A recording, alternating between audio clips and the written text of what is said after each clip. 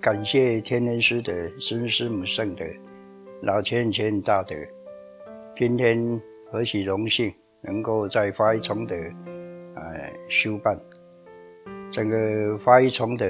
真的是老天所赐承天警命。那谈到整体的法一崇德，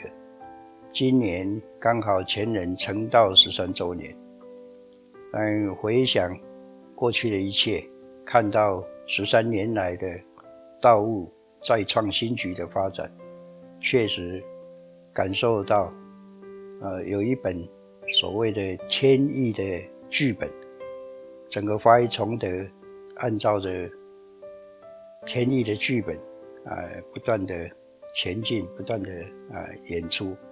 刚好历经的孙师母奉天承运领有天命是90周年。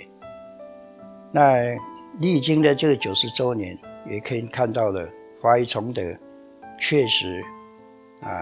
也是名列前茅，而且丰原的大道场以台湾为基础世界各国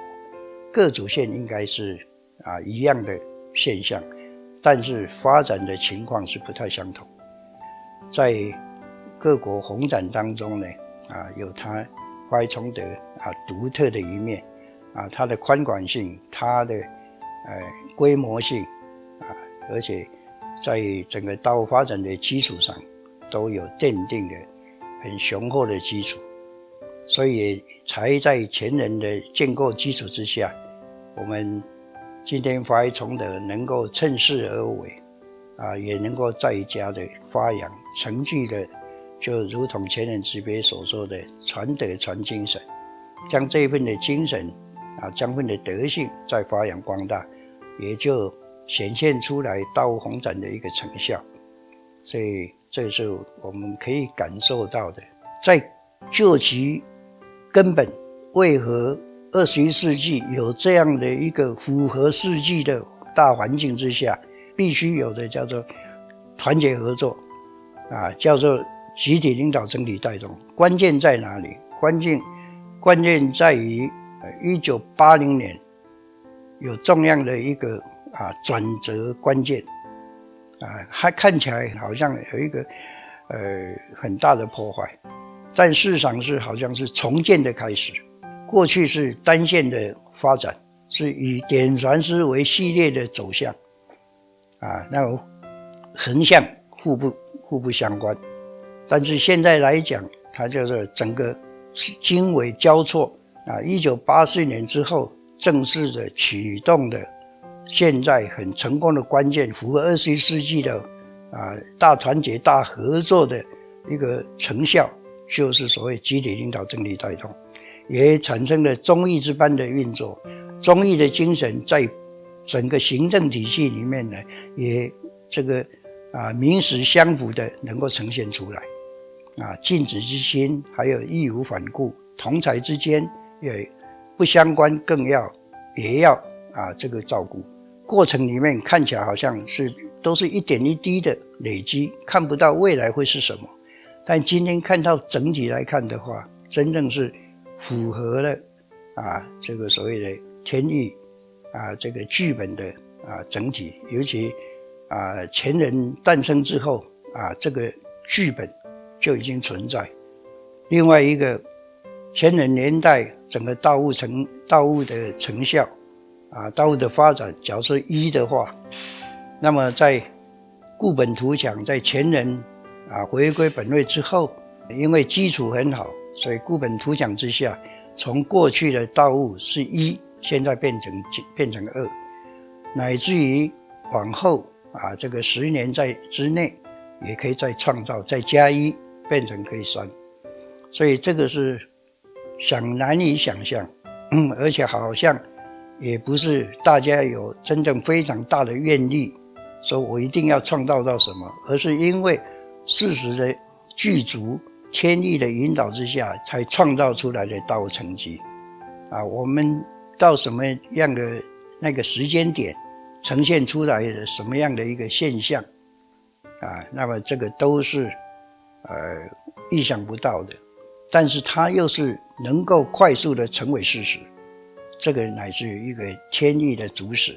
那么天人合一，人才人间共办的一个成果。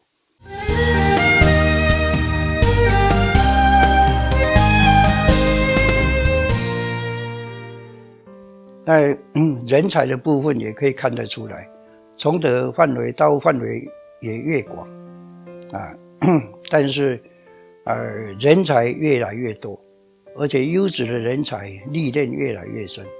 所以整个天意的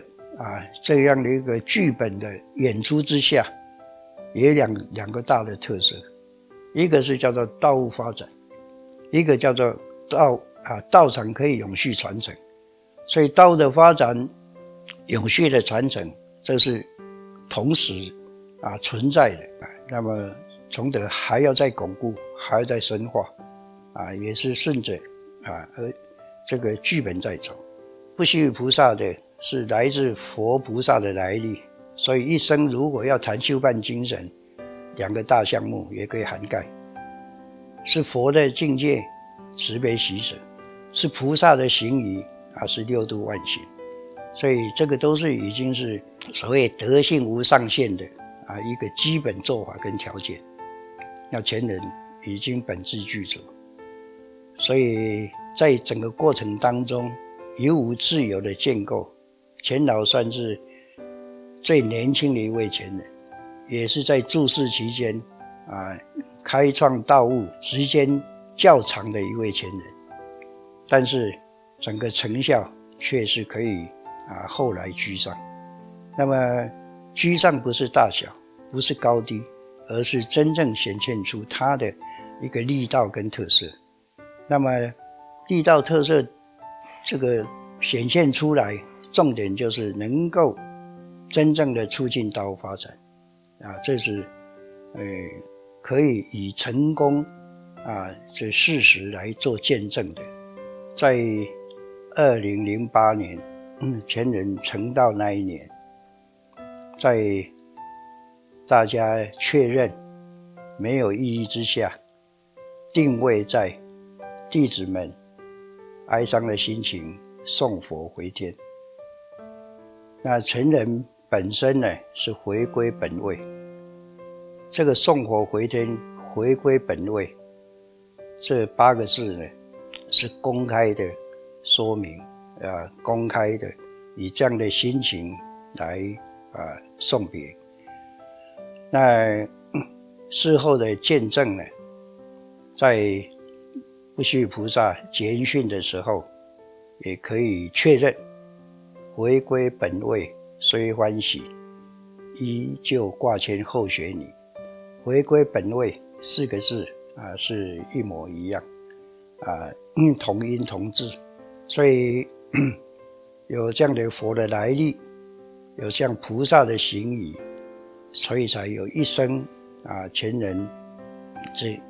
这样的非常优质的一种修办的典范。那么这个2008年的回归本位之后，后续到2021年这个时候讲起来，这一段历程也可以做一个天意的一个见证因为在2008有老母慈悲特示特别准于前人是发依崇德的永续领导，这个就是启动了发依崇德在后前人之后但是前人是与我们同在，而且是无所不在，而且比以前是更有那样的威力，更有那个力道，能够帮助道的发展对后学们的指引，后学们的教导以及对道务的推动发展胜于以往。